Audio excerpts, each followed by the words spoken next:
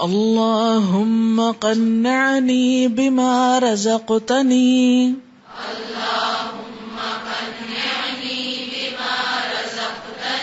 وبارک لی فیہ واخلف علی کل غائبۃ لی بخیر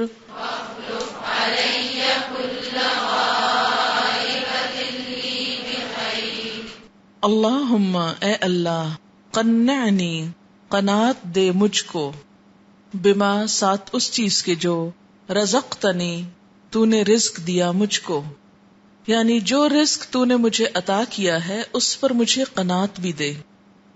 قناعت کس چیز کا نام ہے؟ اس احساس کا نام کہ جو کچھ مجھے میرے رب نے دیا ہے بہت دیا ہے۔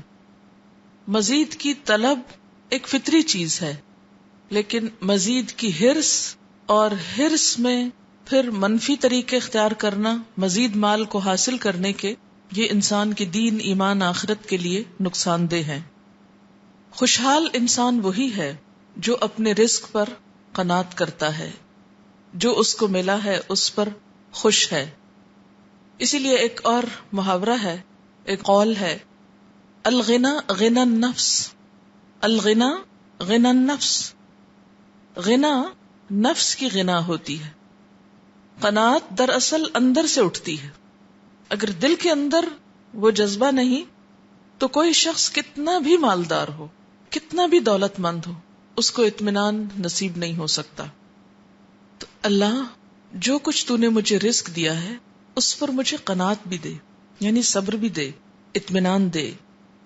وبارک لی فی، اور میرے لیے اس میں برکت ڈال دے، یعنی وہ میرے لیے کافی بھی ہو جائے، اس سے میری ضروریات پوری ہو جائیں۔ آپ نے دیکھا ہوگا کہ بسا اوقات تھوڑا سا مال بھی لوگوں کی ضروریات کے لیے کافی ہوتا ہے اور بسا اوقات بہت سا بھی پورا نہیں پڑتا۔ تو کیا فرق ہے؟ اسی برکت کا۔ تو اللہ جو تو مجھے دیتا ہے اس میں صرف ظاہری چیز نہ دے، اس کے اندر کی برکت بھی دے۔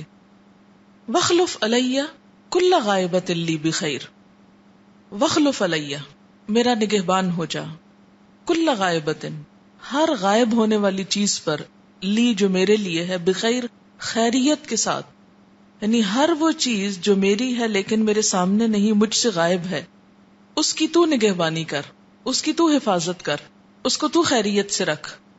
مثلا اس وقت آپ یہاں موجود ہیں، ہو سکتا ہے آپ گھر کو لاک کر کے آئے ہوں، بے شمار چیزیں جو آپ کی ملکیت ہے، آپ کا مال ہے، آپ کی پوزیشن میں ہے، لیکن وہ ان اٹینڈڈ پڑی۔ اسی طرح آپ کے جسم میں بہت کچھ ایسا ہے جس کو آپ براہ راست لک آفٹر نہیں کر سکتے، مثلا آپ کا ہارٹ، آپ کے لنگز، آپ کا لیور، آپ سے تو غائب ہے نا ان کا فنکشن۔ آپ کو نہیں معلوم کہ وہاں خدا نہ خواستہ کون سی ڈیزیز پنپ رہی ہے، تو ان چیزوں کو بھی دیکھ بھال کون کر رہا ہے؟ اللہ تعالیٰ۔ تو یا اللہ ہر وہ چیز جو میری ہے لیکن مجھ سے غائب ہے، میں اس قابل نہیں کہ ان کی حفاظت کر سکوں، میری غیر موجودگی میں ان کی حفاظت تو فرما۔ کتنا بے نیاز کر دیتی نا انسان کو، کتنا بے فکر کر دیتی۔ اچھا آپ نے دیکھا ہوگا کہ عام طور پر ہوتا کیا ہے کہ جب ہم بیٹھے ہوتے ہیں نا پڑھنے، ایک دم خوف کی لہر اٹھتی ہے، کہیں خدا نہ خواستہ ہم کو کینسر تو نہیں ہونے والا، پھر آپ کہتے نہیں توبہ توبہ۔ اچھا یہ خیال کیوں آتا ہے؟ وہ کسی کی کہانی سن کے آئے ہوتے ہیں نا آپ، کہ فلاں شخص کو ایسے کینسر ہو گیا اور اس میں وہ مر گیا، اب وہ کہانی تو بھول گئے آپ، لیکن اس کا جو خوف ہے وہ آپ کے دل میں ہے۔ اچھا وہ خوف کس وقت اٹھتا ہے؟ جب آپ خاموش ہوتے ہیں نا، جب آپ بولتے چلے جاتے ہیں تو وہ سب چیزیں دبی ہوئی ہیں، لیکن جب آپ یکسوئی سے خاموشی سے پڑھنے قرآن بیٹھے ہیں اور آپ آوازیں بھی نہیں ادھر ادھر کی سن رہے، خود بھی نہیں بول رہے، بالکل خاموشی، اب کیا ہے دل کو موقع مل جاتا ہے بھولی بسری کہانیاں یاد کرنے کا، اور پھر اس میں خوف اٹھنے کا، اور کبھی کسی چیز کی فکر ہو رہی، کبھی کہیں کی پریشانی آ رہی۔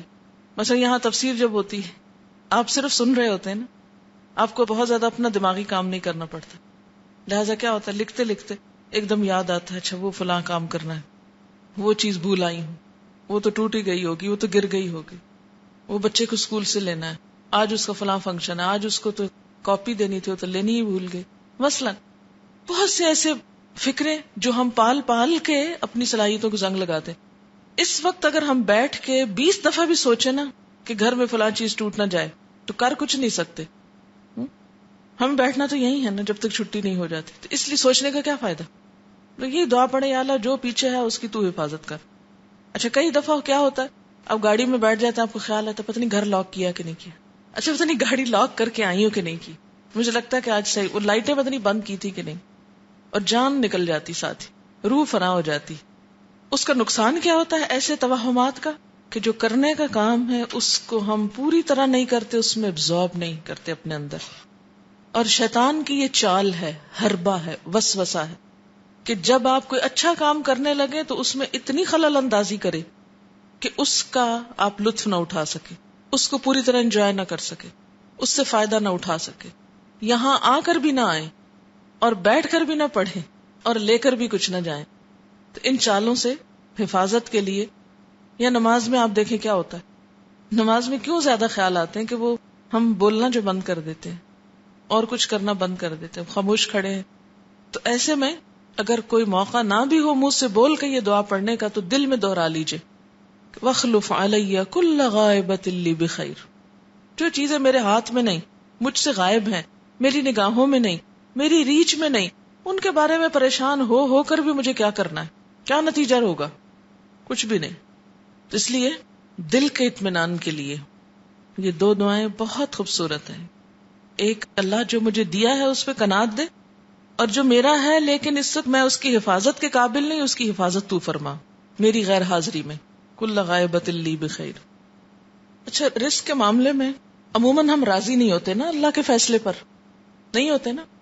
کچھ بھی مل جائے ہم کو، قارون کا خزانہ بھی مل جائے تو راضی نہیں ہو سکتے، کیونکہ ابن آدم کو اگر ایک وادی مل جائے تو وہ اسے بھول کر دوسرے کی تمنا شروع کر دے، اور انسان کا پیٹ سوائے مٹی کے کسی چیز سے بھر نہیں سکتا.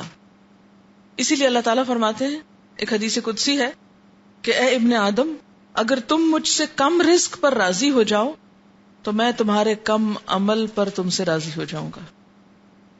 اللہم قنعنی بما رزقتنی